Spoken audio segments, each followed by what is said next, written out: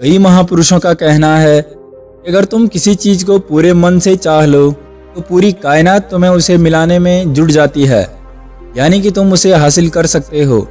लेकिन अगर यह सत्य है तो ये सच है, तो हम जो अपने मन से चाहते हैं वह हमें हासिल क्यों नहीं होता। भाई, कोई भी इंसान अपने मन में तो दुख नहीं चाहेगा, लेकिन वो रहता तो दुखी है। हर इंसान अपने मन से तो कामयाब होना चाहता है, खूब पैसा कमाना चाहता है, लेकिन फिर भी वह कामयाब नहीं होता। भले ऐसा दुनिया में कौन इंसान होगा जो अपने मन में यह चाहेगा कि मैं नाकामयाब रहूं या मैं पैसा ना कमाऊं। सोचने की बात है। तो इसमें दो चीज निकलकर सामने आती है, या तो वह महापुरुष गलत थे जिन्होंने यह बात बोली कि मन से चाहे हुई चीज हासिल हो जाती है, या फिर हम गलत हैं। आज की इस कहानी से आपको एक ऐसा मंत्र पता चलेगा जिससे आप यह समझ पाएंगे कि अपने मन से कोई भी चीज कैसे करवाई जाती है या कोई भी काम कैसे करवाया जाता है। मन में किसी भी बात का बीज कैसे बोया जाता है, यह इस कहानी से आपको अच्छी तरह से समझ में आ जाएगा। और इससे आप यह भी समझ पाएंगे आकर्षण का नियम, लॉ ऑफ अट्रैक्शन कैसे काम करता है। कहानी छोटी सी है लेकिन बहुत ही गहरी है। यदि आप इस कहानी को पूरी सुनते हैं तो आप यह समझ सकते हैं कि मन को कंट्रोल कैसे करें। तो चलिए शुरू करते हैं। एक बार की बात है, एक आदमी के जीवन में सिर्फ दुख ही दुख थे। वह जो भी करता उस बेचारे का काम पूरा ही नहीं होता। घर में आता तो घर में कलेश बना रहता, किसी से कोई मदद मांगता तो कोई उसकी मदद नहीं करता। ऐसा लगता था कि चारों तरफ से उसके ऊपर दुखों का पहाड़ टूट पड़ा है। उसे समझ नहीं आ रहा था कि मैं इन दुखों से कैसे पार पाऊं। वह दिन रात यही सोचता रहता था कि अपने दुखों से छुटकारा कैसे पाना है। इसी कारण से वह रात में भी देर को सोता। उसकी आंखों के नीचे बड़े बड़े काले घेरे बन गए थे, जो इस बात का प्रतीक थे कि वह आदमी कितना दुखी है और कितना चिंतित है। कभी कभी तो उसके मन में आत्महत्या करने के ख्याल भी आते थे, लेकिन अपने परिवार की चिंता करके वह यह कदम नहीं उठा पाता। वह इतना दुखी हो गया कि उसने निर्णय किया कि वह इन दुखों से छुटकारा पाकर ही रहेगा। इसके लिए चाहे उसे कितनी ही मेहनत करनी पड़े, कुछ भी करना पड़े, चाहे अंगारों पर ही क्यों न चलना पड़े, लेकिन इन दुखों से छुटकारा हासिल करके रहेगा। ऐसे ही एक दिन उसने अपने मित्र से पूछा कि मैं अपने जीवन को कैसे सुधारूं। उसके मित्र ने उसे बताया कि तुम किसी बाबा के पास जाओ। बाबाओं के पास ऐसा मंत्र होता है जिससे सारे दुख मिट जाते हैं, जीवन खुशियों से भर जाता है और धन संपदा भी हासिल होती है। तुम किसी ऐसे बाबा को ढूंढ लो, बस तुम्हारा काम बन जाएगा। उस आदमी के मन में यह बात पूरी तरह से पक्की बैठ गई थी कि कोई बाबा ही मेरा दुख दूर कर सकता है, और इसीलिए उसे किसी भी बाबा के बारे में पता चलता तो वह उस बाबा के पास पहुंच जाता, उस बाबा को अपनी समस्या बताता और उससे उसका समाधान पूछता और कहता कि बाबा, मैं कुछ भी करने के लिए तैयार हूं, लेकिन मेरी इन समस्याओं से मुझे छुटकारा दिला दीजिए। आप जो कहेंगे मैं वह करूंगा, लेकिन मेरे जीवन को सुधार दीजिए। बाबा उसे कुछ टोने टोटके बताते थे करने के लिए और बदले में दान दक्षिणा भी लेते थे। यह टोना टोटका करने के बाद तुम्हारे घर में सुख शांति बनी रहेगी, बस इस टोटके को पूरी विधि के साथ करना। वह आदमी घर लौटकर पूरी विधि के साथ टोने टोटके करने लगा, लेकिन बहुत टोने टोटके करने के बाद भी उसके जीवन में कुछ बदलाव नहीं आया। इसके विपरीत उसका जीवन और ज्यादा दुखी हो गया।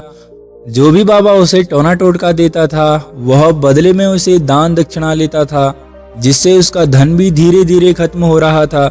इससे उसके जीवन में दुख और ज्यादा बढ़ गया। अब उसे लगा कि बाबाओं के पास जाने से मेरे जीवन में दुख कम होने की बजाय बढ़ते ही जा रहे हैं। तो मुझे क्या करना चाहिए, बाबाओं के पास जाऊं या ना जाऊं? फिर एक दिन एक आदमी ने उसे बताया कि तुम अपने घर में किसी पंडित को बुलाकर हवन करवा लो। हवन होगा, घर शुद्ध हो जाएगा। कोई भी बुरी ऊर्जा होगी घर में तो वह घर से चली जाएगी। किसी पंडित को बुलाकर पूरी विधि विधान के साथ मंत्र उच्चारण कराओ, हवन कराओ, जिससे घर में सुख शांति आए। उस आदमी के मन में यह बात बैठ गई और उसने एक पंडित को अपने घर बुलाकर हवन करवा दिया। हवन अच्छी तरह से संपन्न हुआ। बदले में पंडित ने भी अच्छी दान दक्षिणा ली और उसके बाद वह वहां से विदा हो गया।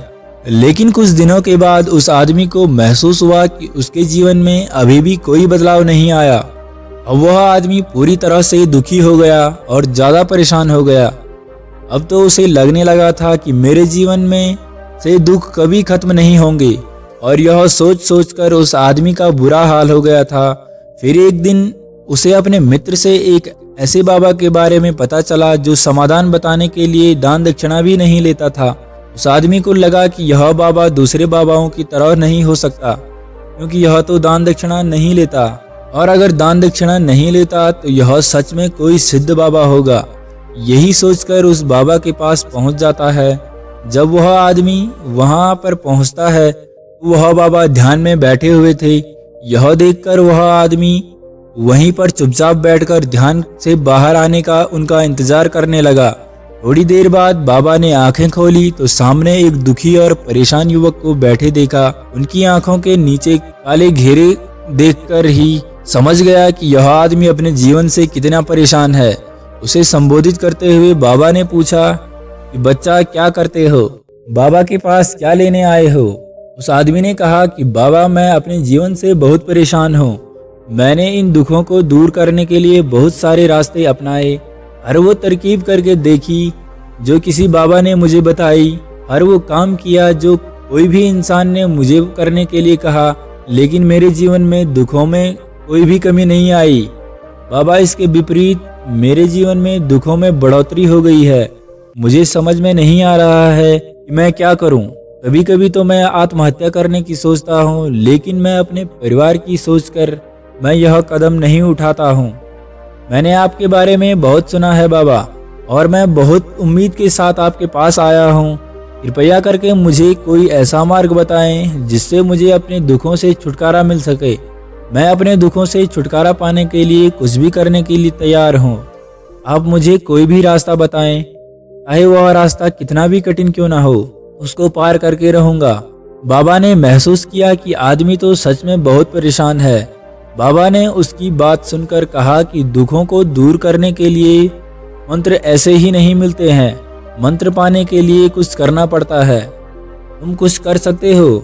यह सुनकर पहले तो उस आदमी ने सोचा कि यह बाबा मुझसे दान दक्षिणा मांगेंगे, लेकिन और कोई रास्ता ना पाकर उस आदमी ने कहा, बाबा, आपको जितना भी दान दक्षिणा चाहिए मैं देने के लिए तैयार हूँ, लेकिन आपका मंत्र सच्चा होना चाहिए, वह पूरा होना चाहिए, उसका फल मुझे मिलना चाहिए। उसके बाद आप जो भी दान दक्षिणा लेना चाहते हो मैं आपको दे दूंगा। बाबा ने कहा, दान दक्षिणा तो बहुत छोटी चीज है, मुझे वह नहीं चाहिए। इस पर वो आदमी सोच विचार करके बोला, तो बाबा, मैं अंगारों पर भी चलने के लिए तैयार हूँ, आप मुझे बस आज्ञा दीजिए। बाबा ने कहा कि अंगारों पर चलने वाली छोटी चीज मैं तुमसे नहीं कराने वाला हूँ, मैं तो तुमसे कराने वाला हूँ वह बहुत कठिन मंत्र है, उसे पूरा कर पाओगे? उसने कहा, बाबा, आप मुझे बताइए तो सही, मुझे करना क्या होगा? मैं कुछ भी करने के लिए तैयार हूँ। इस पर बाबा ने उसे कहा, यहाँ से जब तुम अपने घर जाओ तो रास्ते में अपने मन में यह दोहराते जाना कि मैं सुखी हूँ, मैं सुखी हूँ।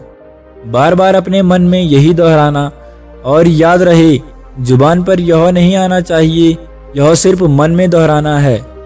यह सुनकर वो आदमी बोला, बाबा, बस इतनी सी बात? यह तो मैं चुटकी बजाते कर लूंगा, लेकिन इससे होगा क्या? बाबा बोले, इस मंत्र को करके तो देखो, वैसे भी तुमने इतने बाबाओं के मंत्र किए हैं, तो इस मंत्र को भी करके देख लो। उस आदमी ने सोचा कि बाबा कुछ दान दक्षिणा तो लेते नहीं, और एक छोटा सा मंत्र है, इसे तो मैं कर ही लूंगा। वो बोला, ठीक है बाबा, मैं यह मंत्र जरूर करूंगा। और वो आदमी यह कहकर वहां से चलने लगा। लेकिन जैसे ही वह चलने लगा, पीछे से बाबा ने बोला कि बच्चा, एक बात याद रखना, जब तुम यह मंत्र अपने मन में दोहराना तो तुम्हारे मन में बंदर के विचार नहीं आने चाहिए, बंदर का ख्याल भी नहीं आना चाहिए, तो ही यह मंत्र सिद्ध होगा। आदमी बोला, मुझे तो आज तक बंदर का कोई भी ख्याल नहीं आया, और अब क्यों आएगा? आप चिंता मत करिए बाबा, मैं बस मन में यही दोहराऊंगा कि मैं सुखी हूँ, मैं सुखी हूँ। इसके अलावा बंदर का कोई भी विचार मेरे मन में नहीं आएगा। यह कहकर वह आदमी वहां से चला जाता है।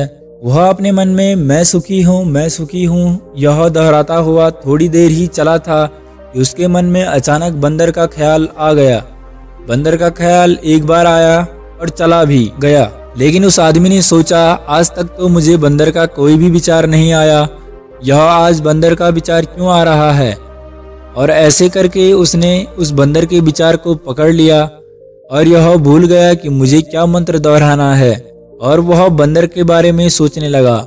जब थोड़ी देर बाद फिर से उसे होश आया तो वह फिर से अपना वही मंत्र दोहराने लगा जो बाबा ने उसे बताया था, मैं सुखी हूँ, मैं सुखी हूँ। लेकिन अचानक से उसे एक बंदर दिखाई दिया और यह देखकर फिर उसके मन में बंदर का विचार उठ गया, और यह देखकर वह इस विचार को बाहर फेंकना चाहता था, और वह चाहता था कि मेरे अंदर किसी तरह से भी बंदर का विचार ना आए। लेकिन उसे तो सामने बंदर ही दिखाई दिया।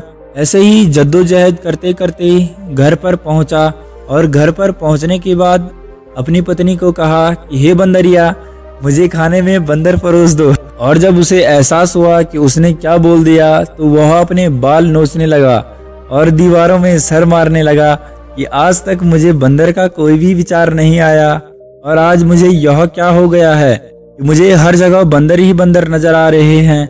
यह कैसी माया है। यही सोच सोच कर वह आदमी रात भर सो नहीं पाया। रात भर करवटें बदलते रहा और सुबह उठकर सीधे उस बाबा के पास पहुंच गया और उसके चरणों में गिरकर कहा कि बाबा, पता नहीं क्या चमत्कार हो रहा है। आज तक मुझे बंदर का कोई भी विचार नहीं आया, लेकिन कल से जब आपने मुझसे कहा कि बंदर का विचार नहीं आना चाहिए, तब से मुझे हर जगह बंदर ही बंदर नजर आ रहे हैं। उस आदमी ने कहा कि बाबा, मुझे तो आपके पीछे पेड़ पर बैठा बंदर केले खाते हुए दिखाई दे रहा है।